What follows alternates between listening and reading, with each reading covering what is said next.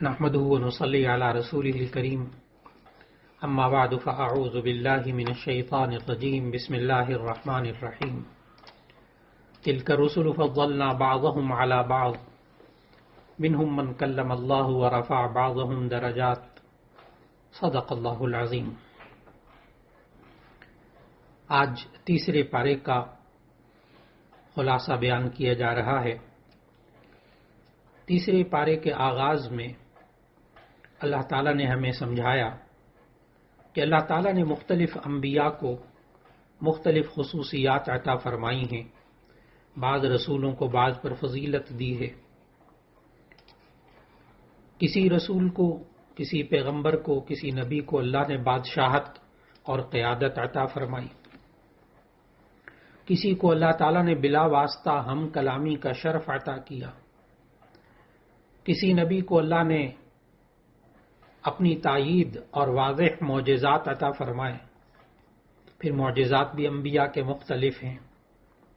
تو اللہ تعالیٰ نے ہمیں اس تیسرے پارے کے آغاز میں سمجھایا یہ تمام انبیاء علیہم السلام اپنے مرتبے کے بلندی کے باوجود اور اپنی فضیلت اور شرف کے باوجود یہ ایک جیسے نہیں تھے، بلکہ بعض میں بعض کو فضیلت حاصل تھی۔ جیسے بعض انبیاء علیہ السلام کو دوسرے بعض انبیاء پر فضیلت حاصل ہے، اسی طرح ان کی امتوں کو بھی ایک دوسرے پر فضیلت حاصل ہے، اور بہت ساری خصوصیات اللہ تعالیٰ نے مختلف انبیاء کو عطا فرمائی۔ لیکن ان تمام انبیاء میں سب سے افضل جو ہیں وہ ہمارے نبی حضرت محمد مصطفیٰ خاتم النبیین صلی اللہ علیہ وسلم ہیں۔ لہذا آپ صلی اللہ علیہ وسلم کی امت کو بھی دوسری تمام امتوں پر فضیلت دی گئی ہے۔ لیکن نبی صلی اللہ علیہ وسلم نے ہمیں سمجھایا کہ فضیلت انبیاء علیہ السلام کی فضیلت بیان کرتے ہوئے احتیاط کرنی چاہیے۔ اس طرح فضیلت کبھی نہیں بیان کرنی چاہیے کہ جس سے دوسرے نبی کی شان میں کوئی کمی آئے۔ بس جو نبی کی شان بیان ہوئی ہے، جس نبی کی جو شان بیان ہوئی ہے وہی شان بیان کر دی جائے، لیکن اس کا تقابل ایک دوسرے کے ساتھ اس طرح نہ کیا جائے، ان کے پاس یہ نہیں تھا، ان کے پاس یہ تھا، ان کے پاس یوں نہیں تھا، وہ فلاں یہ نہیں تھا، جس سے کہ ایک دوسرے نبی کے بارے میں ایک دوسرے کی فضیلت بیان کرنے کے ساتھ ساتھ کہیں ان کی شان میں کوتاہی نہ منہ سے نکل جائے۔ اس لیے احتیاط کرنی چاہیے، یہ ادب نبی صلی اللہ علیہ وسلم نے سکھایا۔ پھر تیسرے پارے کے آغاز میں ایک آیت موجود ہے جسے آیت الکرسی کہتے ہیں، اللہ لا الہ الا هو الحی القیوم۔ یہ آیت الکرسی کی فضیلت احادیث میں بیان ہوئی کہ نبی صلی اللہ علیہ وسلم نے فرمایا کہ اس میں اللہ تعالیٰ کی صفات، قدرت اور عظمت بیان کی گئی ہے، اور یہ جو آیت الکرسی ہے یہ نبی صلی اللہ علیہ وسلم نے ارشاد فرمایا کہ اس میں جہاں اللہ تعالیٰ کی شان کی بلندی بیان کی گئی ہے، یہ حفاظت کے لیے بھی بڑی اہم ہے کہ انسان اپنی اور اپنے بیوی بچوں، اپنے کاروبار اور اپنی ذات اور اپنے پورے ساتھیوں کی اور حفاظت کے لیے یہ انسان یہ دعا مانگے۔ آیت الکرسی میں جو ہے مذکور، تو اللہ تعالیٰ حفاظت عطا فرماتا ہے۔ پھر تیسرے پارے میں اللہ تعالیٰ نے حضرت ابراہیم اور حضرت عزیر علیہ السلام کے قصے بیان کیے۔ حضرت ابراہیم علیہ السلام کا وہ قصہ بھی بیان کیا جس میں انہوں نے نمرود جیسے سرکش اور متکبر بادشاہ کے ساتھ مباحثہ کیا، اس کا بھی ذکر اللہ تعالیٰ نے کیا۔ پھر تیسرے پارے میں اللہ تعالیٰ نے مردوں کو زندہ کرنے کے بارے میں بھی ذکر فرمایا، اور جب حضرت ابراہیم علیہ السلام نے اللہ تعالیٰ سے درخواست کی تھی کہ مجھے مردوں کو زندہ کرنے کا منظر دکھایا جائے، تو پھر اس وقت حضرت ابراہیم علیہ السلام نے اس وقت یہ کہہ دیا، اذ قال ابراہیم ربی الذی یحیی و یمیت قال انا احیی و امیت۔ تو وہاں حضرت ابراہیم علیہ السلام نے اللہ تعالیٰ نے کہا ربی ارینی کیف تحیی الموتى، اے میرے رب مجھے یہ دکھا دے تو مردوں کو کیسے زندہ کرتا ہے۔ تو احادیث میں موجود روایات میں کہ اللہ تعالیٰ نے پھر حضرت ابراہیم علیہ السلام کو یہ حکم دیا کہ آپ 4 پرندے لے لیں، تو انہوں نے ایک مور لیا، ایک مرغا لیا، ایک کوا اور ایک کبوتر۔ یہ 4 پرندے لیے اور اللہ تعالیٰ کے حکم سے ان چاروں کے ٹکڑے کر کے انہوں نے 4 پہاڑوں پر رکھ دیے، اور پھر اللہ تعالیٰ نے کہا تم ان کو بلاؤ، تو انہوں نے بلایا تو وہ زندہ ہو کر واپس آ گئے۔ یہ اللہ تعالیٰ نے فرمایا فَخُذْ أَرْبَعَةً مِّنَ الطَّيْرِ فَصُرْهُنَّ إِلَيْكَ ثُمَّ اجْعَلْ عَلَىٰ كُلِّ جَبَلٍ مِّنْهُنَّ جُزْءًا۔ تو اللہ تعالیٰ نے اس طرح حضرت ابراہیم علیہ السلام کے سامنے جو انہوں نے درخواست کی تھی، وہ اللہ تعالیٰ نے ان کی درخواست کو قبول کر کے ان کے سامنے مظاہرہ کیا کہ کس طرح اللہ تعالیٰ مردوں کو زندہ کرتا ہے۔ پھر اس کے بعد حضرت عزیر علیہ السلام کے دل میں وہ واقعہ بیان ہوا حضرت عزیر علیہ السلام کا کہ ان کے دل میں ایک بستی جو تباہ ہو گئی تھی، ان کے دل میں یہ خیال پیدا ہوا یہ دوبارہ کیسے زندہ کیے جائیں گے۔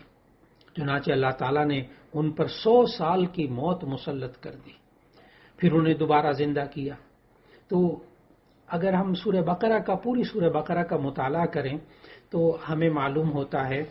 کہ سورہ بقرہ پوری اس کے اندر مردوں کو زندہ کرنے کے بارے میں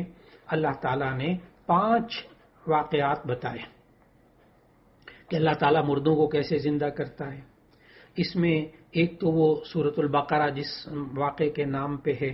تو سورۃ البقرہ کی آیت 67 سے آیت 72 تک کا ہم نے مطالعہ کیا، جس میں اللہ تعالیٰ نے فرمایا تھا کہ تم اس مقتول کو گائے کا گوشت لے کر اس کا کچھ حصہ اس کے ساتھ لگاؤ، وہ زندہ ہو جائے گا اور بتائے گا کہ میرا قاتل کون ہے۔ ایک تو وہ مردے کو زندہ کرنے کے بارے میں مضمون بیان ہوا۔ پھر دوسرا مضمون وہاں بیان ہوا جہاں بنی اسرائیل کے بعض لوگوں نے یوں کہا آپس میں کہ ہم اللہ تعالیٰ کو دیکھنا چاہتے ہیں۔ یہ سورہ بقرہ کی آیت 55 اور 56 میں گزرا، وَإِذْ قُلْتُمْ يَا مُوسَىٰ لَن نُّؤْمِنَ لَكَ حَتَّىٰ نَرَى اللَّهَ جَهْرَةً فَأَخَذَتْكُمُ الصَّاعِقَةُ وَأَنْتُمْ تَنظُرُونَ ثُمَّ بَعَثْنَاكُم مِّن بَعْدِ مَوْتِكُمْ۔ تو اللہ تعالیٰ نے وہاں بھی آیت نمبر 55 اور 56 میں بھی دوسری وہ جگہ ہے جہاں مردوں کو زندہ کرنے کے بارے میں تذکرہ کیا، اور تیسری جگہ سورۃ البقرہ میں مردوں کو زندہ کرنے کے بارے میں وہ واقعہ ہے جو آیت نمبر 243 میں گزرا دوسرے پارے میں، أَلَمْ تَرَ إِلَى الَّذِينَ خَرَجُوا مِن دِيَارِهِمْ وَهُمْ أُلُوفٌ حَذَرَ الْمَوْتِ فَقَالَ لَهُمُ اللَّهُ مُوتُوا ثُمَّ أَحْيَاهُمْ۔ وہاں بھی اللہ تعالیٰ نے مرنے کے بعد زندگی کا ذکر کیا کہ کس طرح وہ قوم جو ہے بیماری سے طاعون سے بچنے کے لیے گھروں سے بھاگی، اور پھر اس کے بعد اللہ نے دوبارہ ان کو زندہ کیا۔ اور چوتھا واقعہ یہاں ہے جو آج ہم درس میں سن رہے ہیں، حضرت عزیر علیہ السلام کا واقعہ، اور 5واں واقعہ یہ حضرت ابراہیم علیہ السلام والا واقعہ جو آیت نمبر 260 میں بیان ہوا۔ آیت نمبر 259 میں عزیر علیہ السلام والا واقعہ بیان ہوا کہ ایک بستی جو ہے اس کو مردہ دیکھا تو کہا یہ کیسے زندہ ہوں گے، اللہ نے پھر ان کو 100 سال تک جو ہے وہ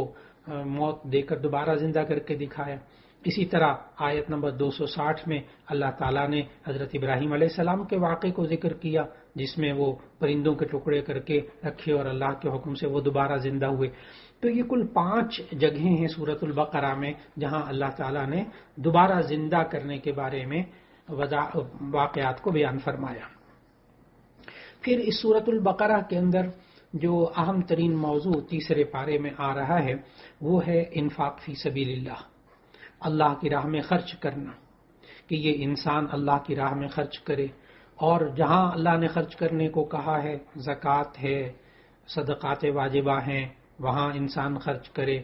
ماں باپ کے لیے خرچ کرے، اور اولاد کے لیے بیوی بچوں پر خرچ کرے، اور پھر اسی طرح اپنی ذات پر خرچ کرے، اور پھر اسی طرح جہاد کے اندر خرچ کرے، اور جو لوگ غریب ہوں ان کی مدد کر کے انسان خرچ کرے۔ یہ اللہ تعالیٰ نے مختلف انفاق فی سبیل اللہ کی صورتیں بتائیں۔ اس کے اندر اللہ رب العزت نے خرچ کرنے کے پھر اس تیسرے پارے میں آداب بھی بتائے کہ خرچ کرنے کے بھی آداب ہوتے ہیں۔ انفاق فی سبیل اللہ، اللہ کے راستے میں خرچ کرنے کا پہلا ادب یہ بتایا اللہ تعالیٰ نے آیت نمبر 261 کے اندر کہ انسان اخلاص کی بنا پر اللہ کی راہ میں صدقہ کرے، اس میں ریاکاری نہ ہو، اس میں دکھاوا نہ ہو۔ اور پھر اللہ تعالیٰ نے ایک مثال دے کر سمجھایا کہ اس کاشتکار کی مثال دی جو زمین میں ایک دانہ بوتا ہے اور اس سے 7 بالیاں اگاتی ہیں، اور ایک ایک بالی میں 100 دانے ہوتے ہیں۔ یوں کاشتکار زمین میں ایک دانہ بوتا ہے اور اس سے 700 دانے اس کو ملتے ہیں، اسی طرح اللہ تعالیٰ کی راہ میں انسان جب اخلاص کی بنیاد پر خرچ کرتا ہے تو ایسی صورت میں اللہ تعالیٰ اس کو کئی 100 نیکیوں، واللہ یضاعف لمن یشاء، اللہ اس سے بھی کئی گنا زیادہ انسان کو اس کا بدلہ عطا فرماتا ہے۔ پھر دوسرا حکم، دوسرا ادب اللہ تعالیٰ نے یہ سکھایا، ایک تو یہ کہ اخلاص کی بنا پر، دوسرا ایک ریاکاری اور دکھاوا نہ ہو، اور دکھاوے کی وجہ سے انسان کے اعمال صدقات ضائع ہو جاتے ہیں کہ لوگ مجھے کہیں کہ یہ اتنا امیر شخص ہے، اس کے پاس اتنا پیسہ ہے، لوگوں کے لیے خرچ کرتا ہے۔ اس پر اللہ تعالیٰ نے تیسرے پارے میں مثال دی، یہاں بھی کسان کی مشابہت، کسان کی تشبیہ دے کر اللہ تعالیٰ نے بتایا کہ ایک کسان جو ہے وہ اپنی فصل ایسی چٹان پر بوتا ہے جس پر مٹی کی ہلکی سی تہ بچھی ہوئی ہوتی ہے، اگر تیز بارش ہو جائے تو مٹی اور بیج دونوں بہہ جاتے ہیں، جس کی وجہ سے کچھ بھی نہیں اگتا۔ یہ آیت نمبر 264 میں اللہ تعالیٰ نے مثال بیان کی ہے۔ پھر اس کے بعد تیسرا ادب اللہ تعالیٰ نے ہمیں یہ سکھایا کہ انسان اپنے صدقات اور زکوٰۃ ادا کسی کو دینے کے بعد، کسی کی مالی مدد کرنے کے بعد اس کا دل نہ دکھائے۔ آیت 263 میں اللہ تعالیٰ نے فرمایا کہ مناسب بات کہہ دینا اور درگزر کر دینا یہ ایسے صدقہ خیرات سے بہتر ہے جس کے بعد دل آزاری کی جائے۔ اور اللہ تعالیٰ نے تو یہاں تک فرما دیا، یا ایھا الذین آمنوا لا تبطلوا صدقاتکم بالمن والعذی، اے ایمان والو تم احسان جتا کر اور تکلیف پہنچا کر اپنے صدقات کو ضائع نہ کرو۔ پھر اس کے بعد چوتھا ادب ہمیں انفاق فی سبیل اللہ کے بارے میں، اللہ کی راہ میں خرچ کرنے کے بارے میں آیت نمبر 267 میں سمجھایا کہ انسان کو چاہیے کہ عمدہ چیز، اچھی چیز اللہ کی راہ میں خرچ کرے، اور جو چیز ردی چیز ہو اس کو اللہ کی راہ میں خرچ نہ کرے۔ ہاں، اگر ردی چیز ہے اس کو بھی ضائع نہ ہونا دے، جیسے کوئی کھانا ہے اس کو اگر ضائع نہ کرے لیکن کسی غریب کو دے دے، لیکن جب صدقہ دینے کا ہو تو ایسی صورت میں انسان اچھی چیز کو، پسندیدہ چیز کو صدقہ دے۔ اور پانچواں ادب اللہ تعالیٰ نے ہمیں سمجھایا انفاق فی سبیل اللہ کے لیے آیت نمبر 271 میں، کہ انسان کے لیے فرمایا کہ اگر تم صدقہ دو کھلا عام اعلان کر کے تب بھی اچھی بات ہے، اور اگر تم چھپا کر ضرورت مندوں کو دو تو یہ زیادہ بہتر ہے۔ اگر انسان اس نیت سے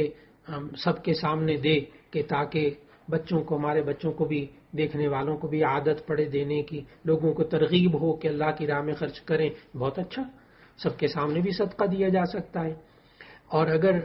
فرمایا کہ تم چھپا کر ضرورت مندوں کو صدقہ دو تو ایسی صورت میں یہ زیادہ بہتر ہے۔ پھر اس کے ساتھ ساتھ اللہ تعالیٰ نے اس تیسرے پارے میں اہم ترین ہمیں جو حکم دیا وہ یہ ہے کہ سود کو حرام قرار دینا، اور سود کی جو برائی ہے وہ اللہ تعالیٰ نے بیان فرمائی۔ یہ تیسرے پارے میں اہم ترین مسئلہ بیان ہوا، اور اللہ تعالیٰ نے اس صورت کے اندر مثال دے کر سمجھایا۔ آیت نمبر 278 سے 279 تک اللہ تعالیٰ نے یہ سمجھایا، اور سود خور جو سود کھانے والا ہوتا ہے اس کی تشبیہ دی تیسرے پارے کی ان آیات میں، اور فرمایا کہ سود خور کی مشابہت ایسی ہے، اس کی مثال ایسی ہے کہ جو جنات اور شیاطین کے اثرات سے وہ خبتی ہو جاتے ہیں، دیوانے ہو جاتے ہیں۔ اور پھر اللہ تعالیٰ نے اس سود کے حرام ہونے کا ذکر فرماتے ہوئے فرمایا کہ اللہ تعالیٰ نے تجارت کو تو حلال قرار دیا ہے لیکن سود کو حرام قرار دیا ہے۔ سود کی وجہ سے انسان پر کیا مصیبتیں، کیا آفتیں آتی ہیں، تو اس کا اللہ تعالیٰ نے 3 باتیں بتائیں تیسرے پارے کے اندر، کہ جو انسان دنیا کے اندر سود کھانے کو کھاتا ہے تو اس کا حال خبتیوں اور پاگلوں جیسا ہو جاتا ہے۔ مفسرین نے فرمایا اس کا تعلق آخرت کے ساتھ بھی ہے، اور دنیا میں بھی انسان دیکھتا ہے کہ جو سود کھاتا ہے وہ بیچارہ پھر پریشان ہی رہتا ہے۔ اور دوسری بات اللہ تعالیٰ نے یہ بتائی کہ قیامت کے دن وہ قبر سے بھی یوں ہی کھڑا ہوگا کہ جیسے اس کو شیطان نے خبتی بنا دیا ہو۔ اور تیسرا اللہ تعالیٰ نے جو ہے وہ یہ فرمایا سود پر وعید بیان فرماتے ہوئے کہ سود کھانے والا اس پر اتنی وعید ہوتی ہے کہ ایک یہ فرمایا کہ اے ایمان والو اگر تمہارا کوئی سود کا معاملہ کسی کے ساتھ رہ گیا ہے تو ایسی صورت میں وہ بھی چھوڑ دو، ایک تو یہ بتایا کہ اول تو سود بالکل نہ لو، پہلی تو یہ بات بتائی سود بالکل نہ لو، نہ سود دو، لیکن اگر دوسروں کے ذمے کوئی سود رہ گیا ہے، تم اگر واقعی مومن ہو تو اسے چھوڑ دو، اسے معاف کر دو۔ جیسا کہ نبی صلی اللہ علیہ وسلم نے سود کی حرمت کے بعد سب سے پہلے اپنے حقیقی چچا کا جو معاملہ تھا اس میں سود کو چھوڑ دیا۔ پھر دوسرا اللہ تعالیٰ نے یہ بتایا کہ سود کے بارے میں کہ دیکھو یہ ایک ایسی چیز ہے کہ اگر تم نے سود نہ چھوڑا تو ایسی صورت میں تمہارے لیے اور اللہ اور اس کے رسول کی طرف سے اعلان جنگ ہے۔ یہ والی بات اللہ تعالیٰ نے اتنی بڑی سزا، اتنی بڑی وعید اور کسی گناہ کے بارے میں اتنی نہیں بتائی کہ یہ انسان جو ہے وہ اگر سود کا کام کرتا ہے، سود خور بنتا ہے، سود لینے دینے والا بن جاتا ہے، تو یہ انسان اللہ سے اور اللہ کے رسول کی طرف سے اس کے لیے اعلان جنگ ہے۔ پھر اس کے بعد ہمیں قرآن مجید میں اس تیسرے پارے کی ان آیات کے اندر ہمیں یہ معلوم ہوتا ہے کہ اللہ تعالیٰ نے انسان کو سمجھایا کہ ایک طرف حلال کام ہے، ایک حلال طریقے سے مال کمانا تجارت کے ذریعے، اور حلال طریقے سے دوسرے کو مال دینا یعنی صدقہ اور خیرات کے ذریعے، یہ دونوں نظام ہیں، اور یہ جو ربا کا نظام ہے اس کے اندر خرابیاں موجود ہیں۔ چنانچہ جب ہم ان آیات کا مطالعہ کرتے ہیں تو ہمیں معلوم ہوتا ہے کہ صدقے میں انسان کے لیے احسان بھی ہوتا ہے، اس میں پاکیزہ زندگی بھی ملتی ہے، اس میں ایک دوسرے سے مدد کرنے کا جذبہ بھی ہوتا ہے، جبکہ جو سود ہوتا ہے اس میں بخل بھی ہے، اس میں گندگی بھی ہے، اس میں خود غرضی بھی ہے، اس میں استحصال بھی ہے۔ اور اسی طرح صدقے میں دیا ہوا جو مال ہوتا ہے اس میں واپس لینے کی نیت نہیں ہوتی کہ میں نے صدقہ دے دیا، اب اس میں غرض بھی کوئی نہیں ہے، کیونکہ غرض اگر رکھی تو ایسی صورت میں اللہ صدقہ قبول نہیں کرے گا۔ لیکن سود کے اندر کیا ہوتا ہے کہ جو اصل زر ہوتا ہے، اصل پیسے ہوتے ہیں، اس سے بھی زیادہ لینے کو انسان پیچھے پڑا رہتا ہے۔ پھر اسی طرح صدقے سے آپس میں محبت بڑھتی ہے، جبکہ سودی کاروبار کرنے سے آپس میں نفرت میں اضافہ ہوتا ہے۔ اور پھر صدقہ کرنے والے کے لیے اللہ تعالیٰ نے تیسرے پارے میں محبت کا اظہار کیا، مغفرت کا وعدہ کیا، لیکن سود لینے دینے والے پر اللہ تعالیٰ نے اعلان جنگ کیا۔ پھر اسی طرح اللہ تعالیٰ نے تیسرے پارے کے اندر مالی معاملات کا بھی ذکر کیا۔ ایک تو سود کا ذکر کیا، اس کی برائی بیان کی، پھر اللہ تعالیٰ نے قرآن مجید کی سب سے طویل آیت میں اللہ تعالیٰ نے ہمیں سمجھایا کہ 282 نمبر آیت ہے، یا ایھا الذین آمنوا اذا تداینتم بدین الی اجل مسمى فاکتبوہ۔ یہ والی آیت قرآن مجید کی سورہ بقرہ کے تیسرے پارے میں سب سے لمبی آیت ہے۔ اس سے بھی ایک اہمیت معلوم ہوتی ہے کہ اللہ تعالیٰ نے مالی معاملات کو کتنی اہمیت دی زندگی کے اندر، کہ انسان قرض کے معاملات ہیں، تجارت کے معاملات ہیں، ایک دوسرے سے لینے دینے کے معاملات ہیں، رہن کے معاملات ہیں، گروی رکھنا، یہ سب باتیں اللہ تعالیٰ نے تیسرے پارے میں سمجھائیں۔ اور اس طویل ترین آیت میں اللہ تعالیٰ نے جو ہمیں آداب سکھائے تجارت کے بارے میں، لین دین کے بارے میں، اس میں ایک تو اللہ تعالیٰ نے یہ سکھایا اس تیسرے پارے کی اس طویل ترین آیت میں کہ ادھار جب انسان لین دین کرے تو تحریر کر لینا چاہیے، اسے لکھ لینا چاہیے۔ اور دوسرا یہ سکھایا کہ جب ادھار لینا ہو، قرض لینا دینا ہو تو ایسی صورت میں وقت مقرر کر لیا جائے کب تک یہ پیسے واپس کر دے گا، تاکہ اس میں کوئی لڑائی کا، کوئی اختلاف کا اندیشہ نہ رہے۔ تیسرا اللہ تعالیٰ نے اس آیت میں رہن کے بارے میں فرمایا کہ اگر دوران سفر اگر دستاویز کی تیاری ممکن نہ ہو تو آپ کوئی چیز رہن رکھ کر بھی قرض لے سکتے ہیں، تو رہن رکھنا بھی جائز ہے، لیکن رہن کے معاملے کے لیے علماء سے رجوع کر لینا چاہیے، تاکہ آج کل اس میں جو خرابیاں آ گئیں، بعد کی خرابیاں آ گئیں، اس سے بچا جا سکے۔ پھر اسی طرح اللہ تعالیٰ نے تجارت کے بارے میں بتایا کہ اگر آپ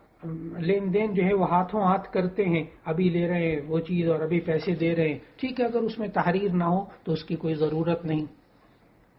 پھر اس صورت کے اندر اللہ تعالیٰ نے سورہ بقرہ میں نماز کے، زکوٰۃ کے، حج کے، روزے کے، جہاد کے، صدقے کے، سود کے مسائل، نکاح اور طلاق کے مسائل، عدت کے مسائل یہ بیان کیے۔ یہ سارے مسائل سورۃ البقرہ میں موجود۔ چنانچہ سورۃ البقرہ جب تیسرے پارے میں مکمل ہو رہی ہے تو وہاں اللہ تعالیٰ نے انسان کو دو چیزیں سکھائیں. ایک تو آیت نمبر 285 میں اللہ تعالیٰ نے سکھایا کہ دیکھو اللہ تعالیٰ کسی بھی انسان پر اس کی طاقت سے زیادہ بوجھ نہیں ڈالتا. لا یکلف اللہ نفسا الا وسعہا. اللہ تعالیٰ نے جتنے بندے کو احکامات دیے ہیں سب کی اس میں طاقت ہے تو اللہ نے اس کے اوپر یہ حکم نافذ کیا ہے. اور جو بندہ جہاں بے بس ہو جاتا ہے اللہ تعالیٰ اس کی پکڑ نہیں فرماتا. لیکن پھر سورۃ البقرہ کے آخر میں اللہ تعالیٰ نے ایک دعا سکھائی اور وہ دعا ایسی ہے کہ خوب مانگنی چاہیے. یہ سورۃ البقرہ کی آخری آیت ہے جس میں اللہ تعالیٰ نے ہمیں دعا سکھائی. ربنا لا تؤاخذنا ان نسینا او اخطأنا. اے اللہ اب سے اگر ہمارے جتنے تو نے احکامات دیے ہیں عمل کرنے کو کہا ہے یا اللہ اگر ہم بھول جائیں یا ہم سے بھول چوک ہو جائے تو ہماری پکڑ نہ فرما. اور پھر اے اللہ ہم پر ایسا بوجھ نہ لاد جیسی تو نے ہم پیچھے لوگوں پر بوجھ لادا. اور اے اللہ اگر ہم سے غلطی ہو گئی تو اے اللہ تو ہمیں معاف کر دے, ہماری مغفرت فرما دے, ہم پر رحم فرما دے. تو ہی ہمارا آقا ہے, ہمیں کافر قوموں کے خلاف بھی مدد فرما. تو اس طرح اللہ تعالیٰ نے اس سورۃ البقرہ کے آغاز میں ہمیں ایک بہت ہی قیمتی دعا سکھائی. اس کے بعد سورہ آل عمران کا آغاز ہوتا ہے. سورہ آل عمران یہ قرآن مجید کے اندر جو ترتیب ہے یعنی ترتیب توقیفی, اس اعتبار سے یہ تیسری صورت ہے. اور سورہ آل عمران یہ نزولی اعتبار سے یعنی ترتیب نازل ہونے کی ترتیب کے اعتبار سے یہ 89 نمبر صورت ہے. 89 نمبر صورت ہے اور اس میں کل آیات 200 ہیں اور اس کے اندر رکوع جو ہیں وہ 20 ہیں. سورہ آل عمران یہ مدنی صورت ہے یعنی یہ ہجرت کے بعد نازل ہوئی. اس صورت کا نام جو سورہ آل عمران رکھا گیا اس کا ذکر اس صورت کی آیت نمبر 33 میں ہے. ان اللہ اصطفى آدم ونوحا وآل ابراہیم وآل عمران علی العالمین. یہاں آل عمران میں عمران سے کون مراد ہیں؟ جب ہم قصص الانبیاء پڑھتے ہیں, نبیوں کے واقعات پڑھتے ہیں تو ہمیں دو عمران ملتے ہیں. ایک عمران ہے حضرت موسیٰ علیہ السلام کے والد, ان کا نام بھی عمران ہے, اور ایک حضرت مریم علیہ السلام کے والد, ان کا نام بھی عمران ہے.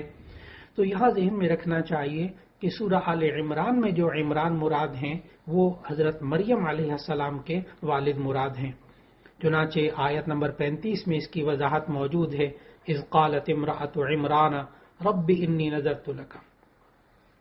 تو عمران علیہ السلام, عمران کا ذکر جو یہاں آیا آل عمران کا, تو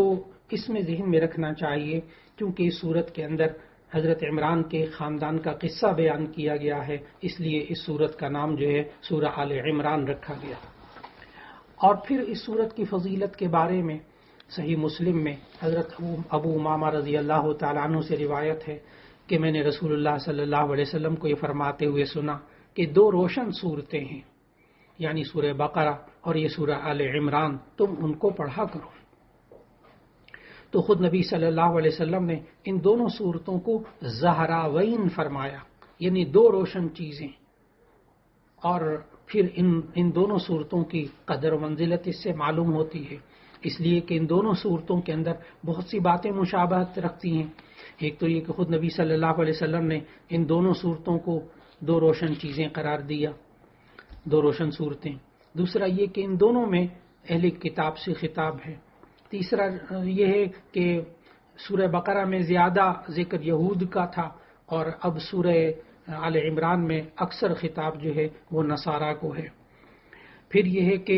دونوں صورتوں کا آغاز جو ہے وہ الف لام میم سے ہوا, سورہ بقرہ کا بھی اور سورہ آل عمران کا بھی ذکر جو ہے اس کا آغاز وہ الف لام میم سے ہوا. پھر یہ ہے کہ دونوں صورتوں کی ابتدا میں قرآن حکیم کی حقانیت بیان کی گئی. اور پھر ایک اور خوبی دونوں صورتوں کی یہ ہے کہ دونوں صورتوں کا, سورہ بقرہ بھی سورہ آل عمران بھی, ان دونوں صورتوں کا اختتام جو ہے وہ جامع دعاؤں پر ہوا. پھر اس صورت کا جب ہم تلاوت کرتے ہیں اور اس کا ترجمہ پڑھتے ہیں تو معلوم ہوا کہ اس کے اندر اللہ تعالیٰ نے نجران کا جو عیسائی وفد تھا اس کا بھی ذکر فرمایا. اس صورت کی تقریباً 80 آیات اس وقت نازل ہوئیں جب نجران کے عیسائیوں کا ایک وفد نبی صلی اللہ علیہ وسلم کی خدمت میں حاضر ہوا. اس وفد میں نجران کا جو وفد تھا اس میں نصارہ کے 60 افراد تھے اور وفد کے جو شریک افراد تھے انہوں نے حضرت عیسیٰ علیہ السلام کے بارے میں نبی صلی اللہ علیہ وسلم سے مباحثہ کیا، اور اس مباحثے کے اندر جو بات آئی اس میں بنیادی بات یہ آئی کہ ان نصارہ نے یہ بات ثابت کرنے کی کوشش کی کہ حضرت عیسیٰ علیہ السلام اللہ تعالیٰ کے بیٹے ہیں، ابن اللہ، مسیح ابن اللہ، یہ ثابت کرنے کی کوشش کی، اور یوں کہا کہ جی اس کے بارے میں تو آیات موجود ہیں خود آپ کے قرآن میں کہ حضرت عیسیٰ علیہ السلام کو کلمۃ اللہ قرار دیا گیا، روح اللہ قرار دیا گیا، تو کلمۃ اللہ اور روح اللہ کے لفظ سے انہوں نے ابن اللہ بنا لیا۔ اس پر اللہ تعالیٰ نے پھر سورہ آل عمران میں سمجھایا کہ یہ کلمۃ اللہ، روح اللہ، یہ آیات متشابہات ہیں، کچھ باتیں ایسی ہوتی ہیں، کچھ آیات ایسی ہیں جو کہ محکمات ہوتی ہیں۔ محکم وہ آیتیں کہ جو اپنی مراد پر دلالت کرنے میں بالکل واضح ہوں، ان کا مطلب بالکل واضح ہو، اسے ایک دم سنا اور بات سمجھ میں آ گئی، ایسی آیات کو محکمات کہا جاتا ہے، اور قرآن حکیم کی اکثر آیات محکمات ہی ہیں۔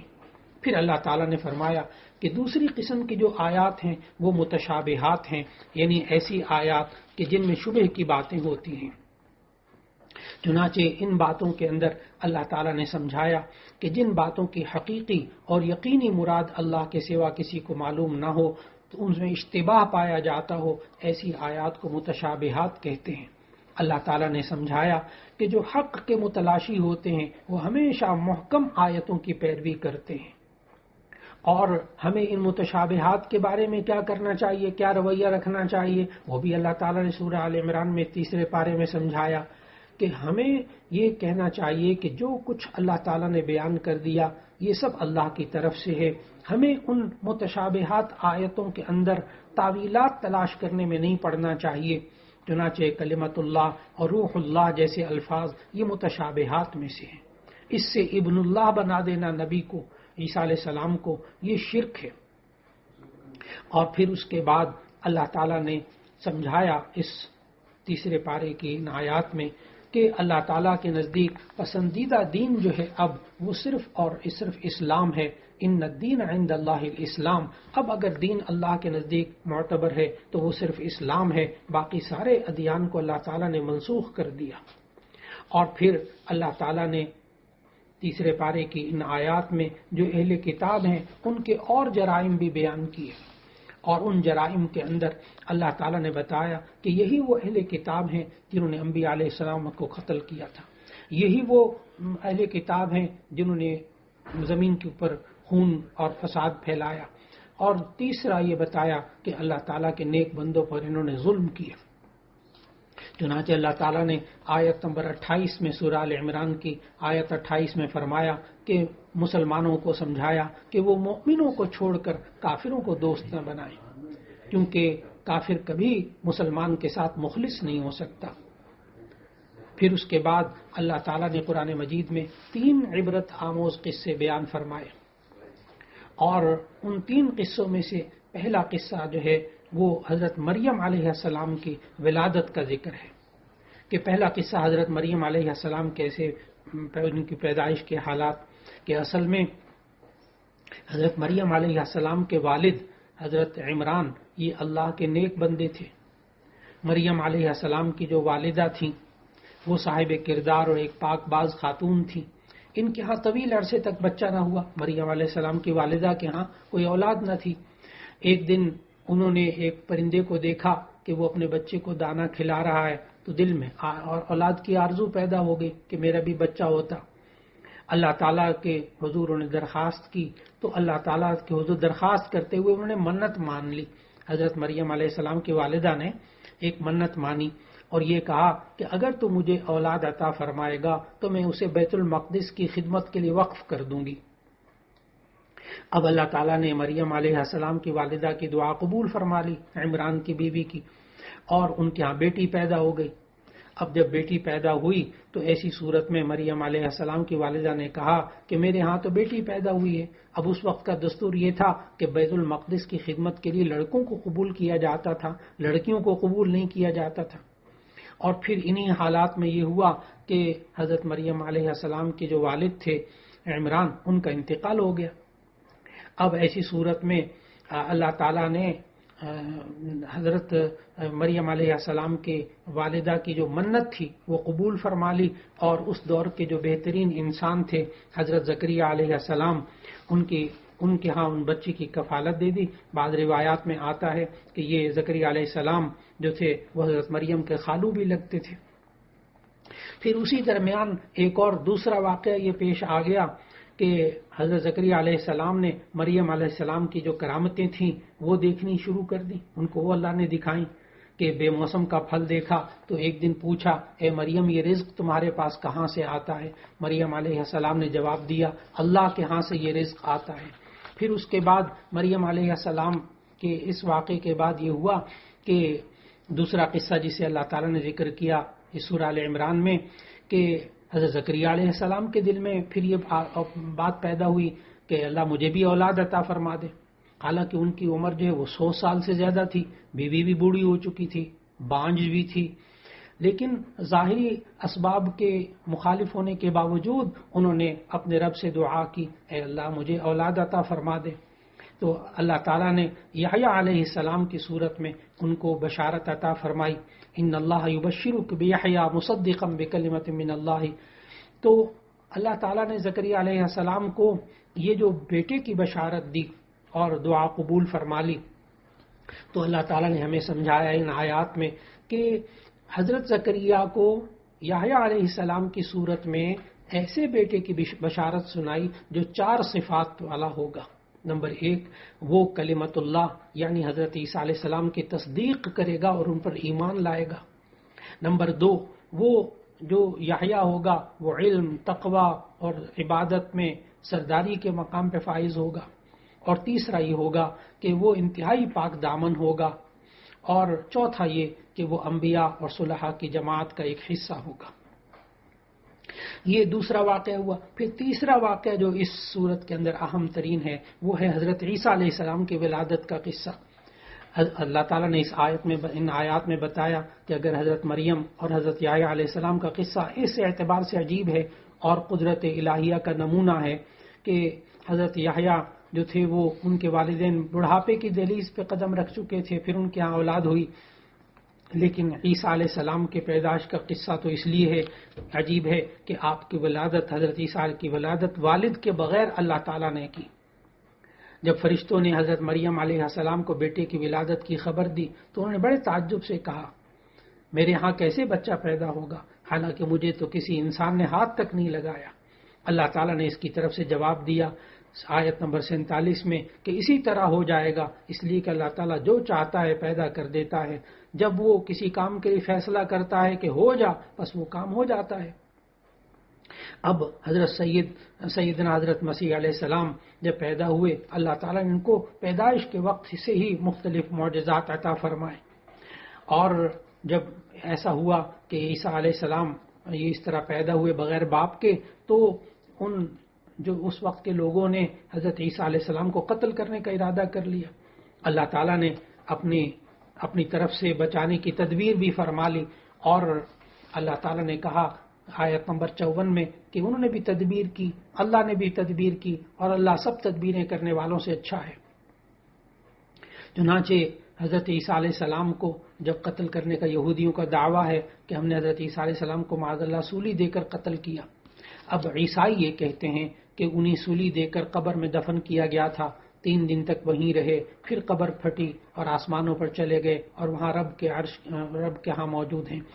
لیکن ہمارا مسلمانوں کا یہ عقیدہ ہے کہ اللہ تعالیٰ نے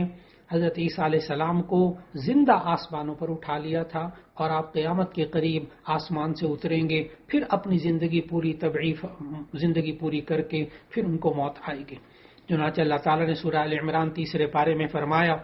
جس وقت اللہ نے فرمایا کہ میں تجھے اسی وقت موت دوں گا جب وقت موت کے لیے مقرر ہے، اور فی الحال میں آپ کو اپنی طرف اٹھا لیتا ہوں اور میں تجھے کافروں کے الزامات سے پاک کیے دیتا ہوں، اور تیری اتباع کرنے والوں کو قیامت کے دن تک کافروں پر غالب کر دوں گا۔ پھر اس کے بعد کا ذکر ہے کہ نجران کے وہ عیسائی جو حضور صلی اللہ علیہ وسلم سے بحث و مناظرہ کے لیے مدینہ منورہ آئے تھے، وہ تمام دلائل، یہ ساری باتیں اور جوابات سننے کے بعد اعتراف کرنے پر تیار نہ ہوئے، تو پھر ان کو مباہلے کی دعوت دی گئی جو آیت نمبر 61 میں ہے کہ ٹھیک ہے تم اپنے اہل و عیال کو لے آؤ، میں اپنے اہل و عیال کو لے آتا ہوں، پھر ہم مل کر خشوع خضوع کے ساتھ اللہ سے دعا کرتے ہیں کہ ہم میں سے جو جھوٹا ہے اس پر اللہ کی لعنت ہو۔ عیسائیوں کا یہ وفد جو 60 بندوں پر مشتمل تھا، ان میں سے 14 انتہائی بڑے اہم رہنما تھے، اور ان میں سے کوئی بھی مباہلے کے تیار نہ ہوا، بلکہ آپ صلی اللہ علیہ وسلم کو جزیہ دینے پر راضی ہو گئے۔ اور ہمیں اس